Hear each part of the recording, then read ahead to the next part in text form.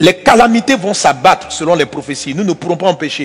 Et je suis tombé sur des vidéos qui m'ont fait rire, où je voyais des personnes en train de dire, mais si vous êtes des hommes de Dieu, arrêtez la maladie là. Alors je leur réponds tranquillement, on ne peut pas arrêter ce que Dieu a dit qu'il va faire. Et j'ai envie de dire à ces personnes, ce que tu vois là, c'est petit même. Ce qui arrive est encore plus grave. Il n'y a aucun pasteur, on ne peut pas s'opposer à ce que Dieu a dit. La seule façon de faire arrêter les calamités, c'est une repentance mondiale. Mais je sais très bien que la plupart, vous n'allez pas vous repentir. Vous n'allez pas vouloir changer de vie. Vous n'allez pas vouloir arrêter l'adultère, l'impudicité, la corruption, le mensonge. Les rois de la terre continueront à être orgueilleux, à ne pas se fier à la parole de Dieu, à regarder cela et à banaliser, à dire tout ça sont des phénomènes naturels. Ils vont continuer à agir comme ça. Mais malgré cela, Dieu nous dit, à nous les serviteurs de Dieu, de continuer à vous avertir. Alors au lieu de regarder que doivent faire les pasteurs, qui doit faire quoi doit faire qui, répands-toi, change de vie. Arrête de sortir avec le monsieur qui sort, qui n'est pas ton mari. C'est pour ça là que les jugements arrivent. Ce sont des prophéties qui sont écrites. Comment Dieu peut nous dire qu'on va connaître des détresses que le monde n'a jamais connues? Jésus le dit avec une telle assurance. Un Dieu qui annonce les choses avec autant de précision. Ayons peur. Ayons du respect. En écoutant même simplement les prophéties que l'Esprit m'a inspirées. Et à d'autres prophètes aussi, parce que je suis tombé sur des vidéos de d'autres prophètes. Et tu vas voir comment les choses s'accomplissent de manière précise. Le Saint-Esprit parle de paralysie dans le mois de mars. Et quand il me disait cela, je ne m'imaginais pas ce qui allait se passer. Je pensais à des grèves. Mais ce n'est pas des grèves. C'est quelque chose qu'on n'avait jamais vu. Donc Dieu est précis. Et Dieu nous dit des choses. Alors si tu tombes par hasard sur cette vidéo, toi qui ne connais pas Jésus, répands-toi. Reviens au Seigneur. Le verset 27 dit, alors on verra le Fils de l'homme venant sur une nuée avec puissance et une grande gloire. Amen. Donc cette grande calamité-là, pour nous les chrétiens, ça annonce que l'enlèvement, le retour de Jésus est pour bientôt. Et moi je suis très content. Est-ce que tu es content que Jésus revienne bientôt? Si tu n'es pas content, tu dois revoir ta vie. Quel est ton problème? Pourquoi tu veux rester sur la terre? Le paradis est mieux. Moi je suis un militant actif du retour de Jésus. Chaque fois que je prie, je dis Seigneur, finissons cette histoire, viens maintenant. Et quand je lui dis viens, il dit mon fils, il reste une chose. Je dis quoi? Que le monde entier soit évangélisé. Va, parle de moi, c'est la grande moisson. Donc je suis déterminé à garder la moisson, amen. Et à garder ma vie dans la crainte de Dieu. Pour que ces plaies-là ne nous atteignent pas et que l'évangélisation puisse aller de l'avant. Donc tous ces signes annoncent le retour de Jésus. Est-ce qu'on est ensemble? Alors, la première attitude, combat Amalek avec les armes naturelles. Je reprends. Combat Amalek avec les armes naturelles. Même avant de développer ça, tu as remarqué le texte, il est dit, c'est lorsque Moïse levait la main que Josué avait le dessus. Lorsque Moïse baissait la main, Amalek avait le dessus. Donc, la guerre physique se passait dans la vallée. Mais la victoire ne venait pas de la vallée. La victoire était prise sur la montagne. C'est la posture ou la position des bras de Moïse qui déterminait la victoire ou la défaite sur le terrain. Je suis en train de te dire que la vraie victoire, pendant que les scientifiques sont en train de faire des efforts, ça c'est la bataille dans la vallée, pendant que les gens sont en train de travailler, c'est qui va amener les gens à trouver le remède, à trouver les solutions. C'est ce qui se passe sur la montagne. Car tant que nos mains sont levées, les scientifiques vont avancer dans leurs recherches et les solutions seront trouvées. Si nous baissons les mains, ils vont voir que, on dit le virus là a muté. On pensait qu'il était à gauche, or maintenant il se trouve à droite. Et il va se manifester avec plusieurs complications. Donc Amalek même dans la vallée avait l'impression que son vrai adversaire c'était Josué avec l'armée.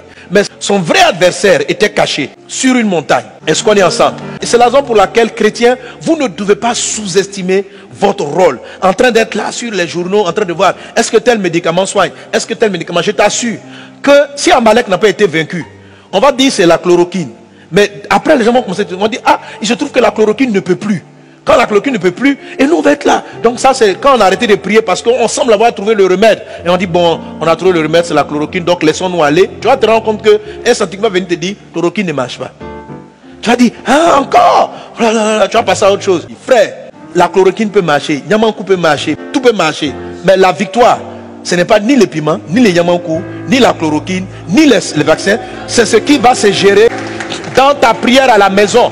C'est le combat que nous les croyants allons livrer. On n'a pas besoin que les hommes nous acclament. Dans la vérité, à la fin de la bataille, c'est Josué qu'on a acclamé. C'est la stratégie militaire de Josué qui a été célébrée. Mais les hommes spirituels ont compris que la vraie victoire s'est passée dans le monde invisible. C'était la bataille spirituelle. Moïse n'avait pas d'épée, Moïse n'avait pas de bouclier, mais c'est ses bras levés qui déterminaient l'issue de la bataille. Donc, il faut que tu prennes tes responsabilités. C'est en ce sens que la Bible dit, si ces mots-là ne sont pas abrégés, personne ne serait sauvé. Tout le monde allait être malade, mais à cause des élus, pas à cause des docteurs, pas à cause des médecins, pas à cause des pays développés, mais à cause des élus, à cause de toi, à cause de moi, qui avons le sceau de Dieu. Si nous ne nous levons pas, si nous ne faisons pas ce que nous avons à faire, cette maladie ne va que trop durer. Verset 12, le premier malheur est passé, voici il vient encore 2 malheurs après cela. Donc moi c'est ce que j'ai vu, que ce sont des esprits sortis des abîmes qui sont en train d'envahir le monde et envoyer ce type de maladies. Et ce ne seront pas les derniers problèmes. La dernière fois j'ai dit, quand je lisais le texte, je suis arrivé, le premier malheur est passé. Quand il dit voici le second arrive, dans la salle, les gens font hey! Ça dit les gens. Il y a encore d'autres problèmes. Ce n'est pas fini. Ce n'est même pas fini. On va finir avec celui-là. Mais il y a d'autres problèmes qui vont arriver encore. Ok? Pourquoi? Ce que Dieu dit arrive. Ces choses-là doivent être en place pour que l'enlèvement ait lieu. Pour prévenir les nations de se repentir. Et de comprendre qu'elles ne contrôlent rien. Et qu'elles reviennent vers le Créateur. Arrêtez de dire que c'est votre science-là qui a créé la Terre. Les choses que Dieu a créées, vous les découvrez, vous en faites. Ah, nous sommes fiers. On a trouvé un virus. On a découvert le vaccin. Le vaccin, c'est vous qui l'avez inventé. Le terme même que vous utilisez, vous dites découvert, c'est une découverte. Ça veut dire la chose était cachée. Il y a une idée qui est venue dans votre esprit. Et puis vous avez découvert. Mais l'idée là, l'inspiration vient de Dieu.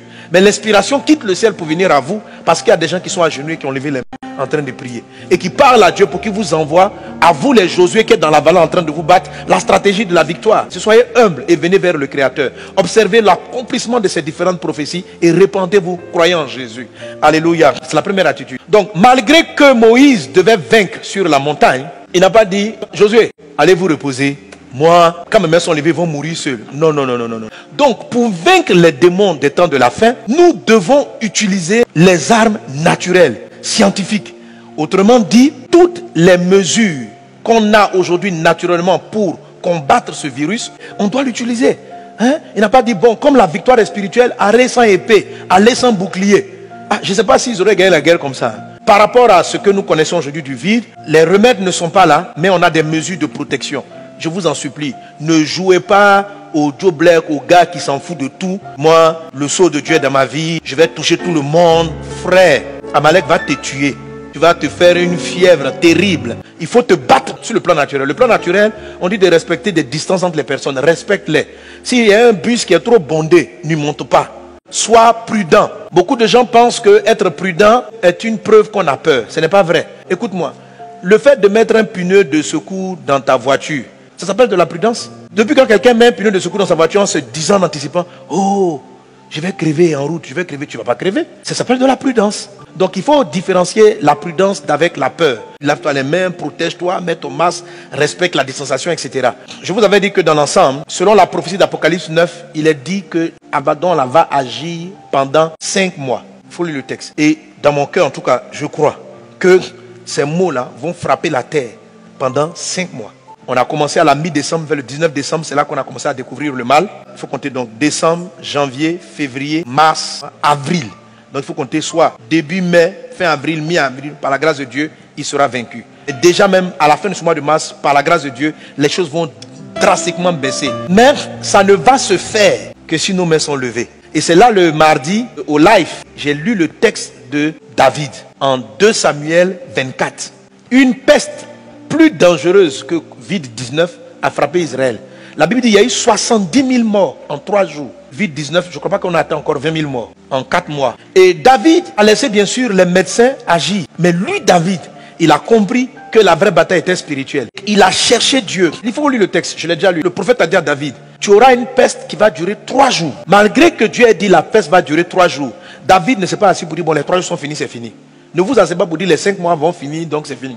David s'est levé. Il a cherché Dieu. Et Dieu lui a dit, bon, va vers Aravna, à côté de Jérusalem, et bâtis un hôtel. Donc Dieu lui a donné des directions spirituelles. Si nous voulons même pouvoir même abréger ou réduire le temps imparti, nous devons jouer pleinement notre rôle spirituel en accomplissant notre part. Amen. Et puis juste pour le confinement, qui est très important, au cas où même la Côte d'Ivoire et les autres pays rentrent dans un confinement total où on ne devra pas sortir. Ésaïe chapitre 26 verset 20. Et on va lire ce texte qui est très important. Va mon peuple, entre dans ta chambre et ferme la porte derrière toi. Cache-toi pour quelques instants jusqu'à ce que la colère soit passée. Verset 21. Car voici l'Éternel sort de sa demeure pour punir les crimes des habitants de la terre, et la terre mettra le sang à nu. Elle ne couvrira plus les meurtres. Est-ce que tu me suis? Qu'est-ce que Dieu dit? Il dit va dans ta chambre. Ça c'est le confinement. Ferme ta porte. C'est la même chose que Dieu avait dit aux Israéliens lorsque l'ange de la mort est venu frapper Pharaon et les divinités dans le livre de Exode chapitre 12. Restez enfermés dans vos maisons et l'esprit va agir. Donc le confinement n'est pas forcément quelque chose qui s'oppose à notre foi. Ça peut être Dieu même qui vous dit de vous enfermer. De vous enfermer pour vous reposer, de vous enfermer pour prier. Va dans ta chambre, dit-il. Ferme la porte. Parce que Dieu est dehors, l'esprit est sorti pour appliquer un jugement. Enferme-toi. Donc confinez-vous là où il y a le confinement en place.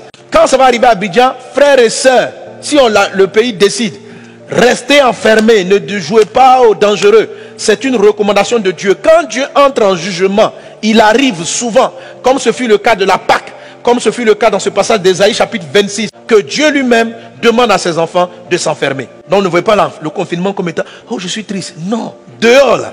C'est que Dieu dit en Exode 12, il dit « Je vais confronter les dieux de l'Égypte ». Donc il est rentré. Donc là, les humains ont des divinités, ils ont des esprits sur lesquels ils s'appuient. Pendant que le corona est en train de frapper, Dieu est en train de régler un problème. Oui, lisez les 12 plaies, les 10 plaies, pardon. Des plaies ont frappé les Égyptiens, des choses les ont frappé. Certaines d'entre elles ont dit enfermez-vous. Celles-là, n'ayez pas honte, n'ayez pas peur, enfermez-vous. Et quand tu t'enfermes, prie. Quand tu t'enfermes, cherche la face de Dieu. C'est le plan de Dieu. Parce que Dieu est dehors, en train de régler des comptes avec des démons sur lesquels les humains s'appuient, avec lesquels ils sont en train de marcher. Donc n'ayez pas peur de confinement, ne prenez pas ça comme étant un drame. C'est une occasion pour toi de développer ta vie de prière, ta lecture de la parole de Dieu. Ne dis pas si je ne sais pas, je ne peux pas manger. Tu vas manger. Amen. Alors c'est pourquoi je vous dis, vous qui n'êtes pas encore confinés, si vous pouvez, faites vos réserves. Achetez des choses. Battez-vous de manière naturelle contre Amalek dans la vallée. Est-ce qu'on est ensemble? Deuxième chose, Dieu dit à Moïse, monte sur la montagne. C'est la montagne de la prière. J'appelle ça donc, monte sur la montagne de la prière, bâtis un autel. Pourquoi monter la montagne? Monter la montagne, c'est un acte qui n'est pas facile. L'esprit d'Amalek va venir avec un certain découragement. Tu n'as pas envie de prier. Tu te dis, mais qu'est-ce que la prière fait? Si la prière marchait, est-ce qu'il allait arriver? Je te dis que tu ne peux pas empêcher ce que Dieu a dit d'arriver. Ce qu'il a dit qu'il allait arriver, va arriver. Toi, ce qu'on te demande, c'est de prier en tant qu'élu, de faire abréger le mal.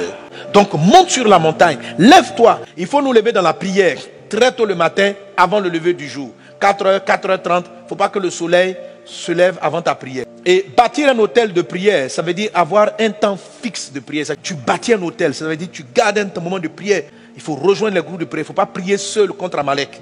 Amen. Donc la deuxième des choses, c'est de gravir la montagne. C'est de se forcer. Tu vas te donner une certaine violence. Parce que tu vas faire une chose que tu n'as pas l'habitude de faire. Mais tu dois le faire. Tu vas te lever. Quand ton corps va dire dors, tu dis non. Dieu m'a donné une instruction. Amalek, je le combats le matin, avant le lever du jour. Qu'il en soit ainsi au nom de Jésus. Deuxième élément de la bannière, c'est la partie visible. Et c'est celle-là qui nous amène à la grande moisson. C'est le témoignage vivant de Jésus-Christ. Nous devons évangéliser. Il faut parler de Dieu. Toutes ces choses-là arrivent et vont disposer les cœurs des hommes à la repentance et à la conversion. Ce grand moment-là, ces moments de tristesse pour l'humanité, sont des temps favorables pour la grande conversion massive.